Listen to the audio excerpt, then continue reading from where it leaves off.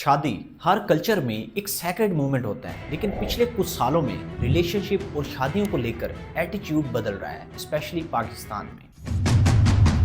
आज से पहले जो लव मैरिजेस रोमांटिक और आइडियलिस्टिक समझी जाती थी, अब उनके फेलियर रेट्स को देखकर लोग डरते हैं, लेकिन घबराने की कोई बात नहीं है। इस वीडियो में मैं आपको 5 ऐसी चीजें बताऊंगा जिससे आप सक्सेसफुल मैरिज लाइफ एंजॉय कर सकते हैं। इसके अलावा जेंडर्स के बीच ट्रस्ट इश्यूज बढ़ते जा रहे हैं, रिलेशनशिप में ट्रस्ट डेफिसिट देखने को मिल रहा है, और इसके अलावा PFGF कल्चर फ्लोरिश हो रहा है। एंड मोस्ट इंपॉर्टेंट, पाकिस्तान में निकाह करना मुश्किल हो गया है। तो चलिए इस वीडियो में हम समझते हैं कि आखिर ये सब क्यों हो रहा है, क्यों लव मैरिजेस फेल हो रही हैं। पसंद की शादी, पसंद की शादी, पसंद की शादी, मोहब्बत की शादी, पसंद की शादी, पसंद की शादी। माँ हमने एक नहीं बल्कि 2 दफा अपनी जिंदगी का खात्मा करने की कोशिश की है। Love marriages promise a fairy tale ending, but reality बहुत ही भयानक देखने को मिल रही है। सेलिब्रिटीज से लेकर आम पब्लिक तक मोस्टली लव मैरिजेस फेल होती देखी गई हैं। लेकिन सवाल यहाँ ये पैदा होता है कि आखिर क्यों? इसकी मल्टीपल रीजंस हैं, तो आइए इन्हें वन बाय वन समझते हैं। सबसे पहले है अनरियलिस्टिक एक्सपेक्टेशंस। बहुत से कपल्स एक दूसरे से अनरियलिस्टिक एक्सपेक्टेशंस पाल लेते हैं, जैसे कि वो डेली मुझे फूल देगा या फिर वो तारे तोड़ कर लाएगा, लेकिन रियलिटी में ऐसा कुछ नहीं होता। 2-4 दिन की मोहब्बत के बाद दोबारा वो लड़ाई झगड़े शुरू हो जाते हैं। लेकिन कपल्स इतने इमेच्योर होते हैं कि वो इन कॉन्फ्लिक्ट्स को हैंडल ही नहीं कर पाते, और एंड रिजल्ट होता है अलैदगी या फिर तलाक। वो भूल जाते हैं कि शादी में एफर्ट्स, पेशेंस, कॉम्प्रोमाइज करना चाहिए। वो ये भी भूल जाते हैं कि डेली लाइफ की रियलिटी, फाइनेंशियल स्ट्रेस और पर्सनल डिफरेंसेस धीरे धीरे रिश्ते को कमजोर कर देते हैं। नंबर 2 पर है फैमिली सपोर्ट। पाकिस्तानी कल्चर में फैमिलीज शादियों में इंपॉर्टेंट रोल प्ले करती हैं, लेकिन लव मैरिजेस में अक्सर ये सपोर्ट देखने को नहीं मिलती, जिसकी वजह से आइसोलेशन और स्ट्रेस बढ़ता है। फैमिली सपोर्ट ना होने की वजह से कपल्स सोसाइटल प्रेशर्स और क्राइसिस को नेविगेट ही नहीं कर पाते, जिसकी वजह से दोनों के बीच लड़ाई झगड़े होते हैं। छोटी छोटी बात पर लड़ाई हो जाती है और एंड रिजल्ट होता है अलैदगी।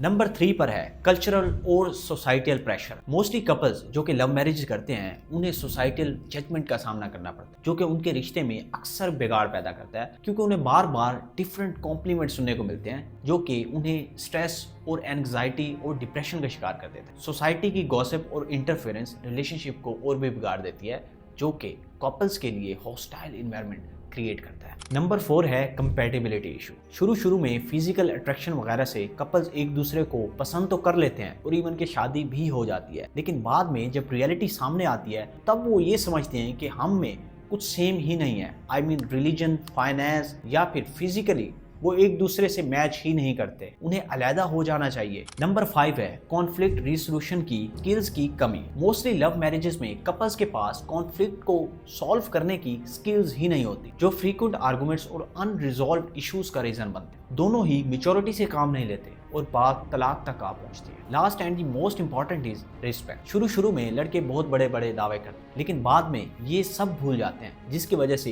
रिलेशनशिप कमजोर हो जाता है। एक दूसरे को रिस्पेक्ट नहीं देते, दोनों में कम्युनिकेशन गैप बढ़ता है, एक दूसरे को बर्दाश्त करने की कैपेसिटी नहीं होती, जो कि लव मैरिज की नाकामी की सबसे बड़ी वजह है। अब मैं आपको 5 ऐसी चीजें बताता हूं जिससे आप सक्सेसफुल मैरिज लाइफ एंजॉय कर सकते हैं। सबसे पहले यहाँ पर है रिस्पेक्ट। एक दूसरे को रिस्पेक्ट दें, चाहे आपकी लव मैरिज है या फिर अरेंज मैरिज, एक दूसरे को रिस्पेक्ट देना बहुत जरूरी है, सिर्फ दूसरों के सामने नहीं बल्कि एक दूसरे के सामने भी। देन नंबर 2 पर है फ्रेंडशिप। आप दोस्तों की तरह रहें, अगर लड़ाई हो भी जाए तो दोस्तों की तरह एक दूसरे को मनाएं। आपके बीच कोई कम्युनिकेशन गैप नहीं होना चाहिए। दोस्तों की तरह एक दूसरे से हर चीज शेयर करें, एक दूसरे से मशवरा लें और मशवरा दें। थर्ड है लव। आपके रिश्ते में जब तक मोहब्बत नहीं होगी तो आपका रिश्ता कामयाब नहीं हो सकता। So love is very important. And इसके बाद आता है रोमांस। रोमांटिक कपल बने, रोमांटिक गुफ्तगू करें और एक दूसरे के साथ मजाक करें और खेलें कूदें। Last and the most important point is ego. आपके रिलेशनशिप में ईगो बिल्कुल भी नहीं होनी चाहिए, अगर आप एक सक्सेसफुल मैरिज लाइफ जीना चाहते हैं। अब बात करते हैं कि आखिर गर्ल्स बॉयज पर ट्रस्ट क्यों नहीं करती।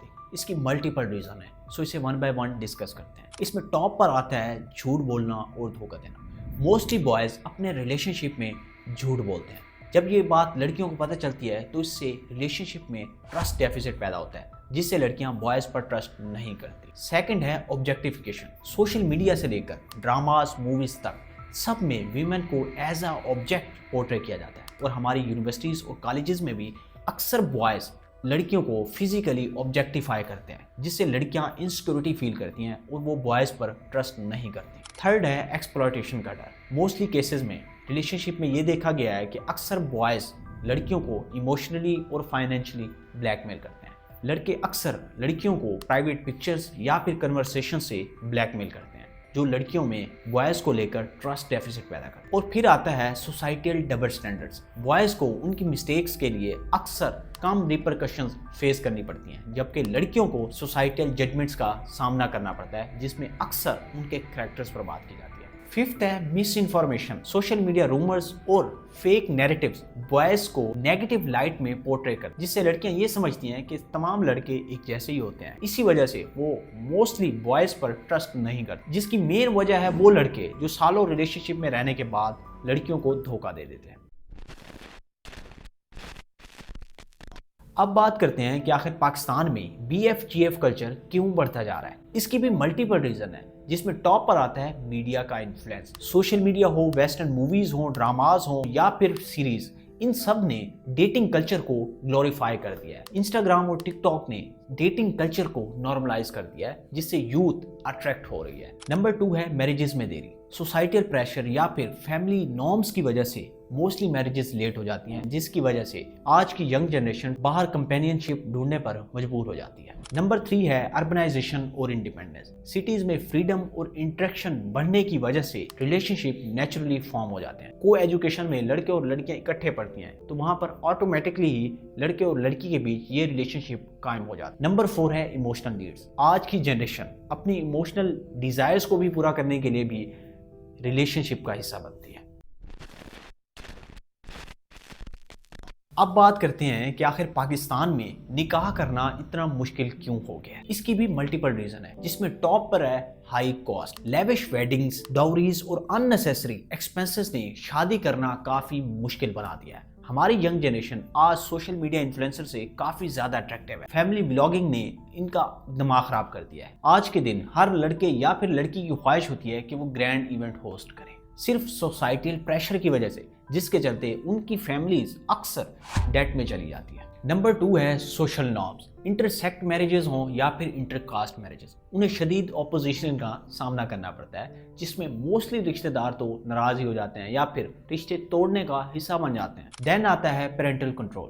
पेरेंट्स मोस्टली अपनी विल इम्पोज करते हैं, चिल्ड्रंस की प्रेफरेंसेस को इग्नोर कर देते हैं, जो कि डिलेज और फोर्स कॉम्प्रोमाइजेस का रीजन बनता है। अनफॉर्चुनेटली हमारे कल्चर में शादी को फैमिली अलायंस के लिए किया जाता है, ना कि इंडिविजुअल हैप्पीनेस के लिए। नंबर 4 है economic challenges. Rising inflation, unemployment, financial instability young individuals के लिए मैरिटल रिस्पॉन्सिबिलिटीज लेना मुश्किल बनाती है। लोग एक नया घर बनाने के लिए भी पैसा जमा नहीं कर पाते, जो कि डिलेज मैरिजेस की वजह बनता है। Last and the most important is unrealistic expectation. बहुत से रिश्तों में अनरियलिस्टिक एक्सपेक्टेशंस की जाती हैं, बड़ी बड़ी डिमांड्स की जाती है, जहेज का मुतालबा किया जाता है। लोअर मिडिल क्लास फैमिलीज अक्सर ये पूरा ही नहीं कर पाती और मैरिजेस डिलेज का शिकार हो जाती है। लव, ट्रस्ट और मैरिज को लेकर चैलेंजेस काफ़ी सिग्निफिकेंट है, लेकिन ऐसा नहीं है कि इनका कोई सोल्यूशन नहीं है। हम इसे ओपन कम्युनिकेशन, एजुकेशन और सोसाइटल एटीट्यूड्स को शिफ्ट करके एक हेल्दी रिलेशनशिप के लिए रास्ता बना सकते हैं। इन इश्यूज को टैकल करने के लिए कलेक्टिव एक्शंस की ज़रूरत है। टैबूज तोड़ने होंगे और ये जितने भी अनरियलिस्टिक सोसाइटल नॉर्म्स हैं या फिर जितने भी वाहियात नॉर्म्स हैं, उन्हें ख़त्म करने की ज़रूरत है। तभी हम एक सक्सेसफुल मैरिज लाइफ को अपनी सोसाइटी में देख सकते हैं। और हाँ, जनरेशंस के बीच डायलॉग्स को भी इनकरेज करने की ज़रूरत है।